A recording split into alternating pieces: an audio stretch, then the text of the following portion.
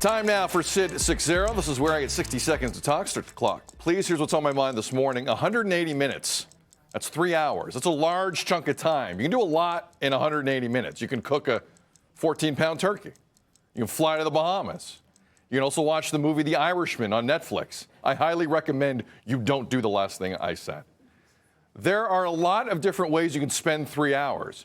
If you're Argentina superstar Lionel Messi this week, you'll attempt to cement your legacy as the greatest soccer player of all time. Messi, beginning this afternoon, finds himself 180 minutes away from winning the World Cup. Argentina take on Croatia in the first semifinal, kickoff 2 p.m. Eastern today. If he gets through that, then he'll have the small matter of a World Cup final Sunday morning at 10 a.m. against either France or Morocco, probably against France.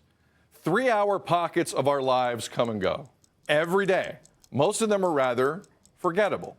For Lionel Messi, this week will be anything but. And the world will be watching. Donovan Bennett from Going Deep with Donovan Bennett on Sportsnet 590 The Fan joining us. Donovan, am I overstating the importance of this? Because I know a lot of people already consider him the greatest of all time without having won a World Cup, which I think is absolutely insane. But does this mean that much to him? I think you might be understating the importance of this, which is saying something, especially for you. A couple things. One, I thought I was just going to be able to talk to the control room. I didn't actually know I had to talk to you. Two, my wife thinks that your outfit today looks outstanding. Thank you. Three, thanks, Kate. Just to put this in context for maybe the casual football fans who didn't know that the rest of the world calls it football until this tournament. If Messi is able to get this done in 2 more matches, not only will be there murals of him throughout, not his hometown, his country. We're talking statues. We're talking about his parents for the gift of birthing him to the nation, never having to pay for a drink for the rest of his life. We're not talking about, match day 4 in the Champions League, reigning at the Emirates. We're talking about immortality. We're talking about him being on a level with Diego Maradona, arguably one of the other greatest players of all time. So, yeah, this is legacy making, which is why I think we've seen a new Messi, Sid. Maybe a little petty Messi. He's going after officials. He's going after other coaches, telling you, like this is Michael Jordan in The Last Dance, that he's taking notes on what people say about him and keeping those notes on his phone. Messi, for the balance of his career, has been a very boring character.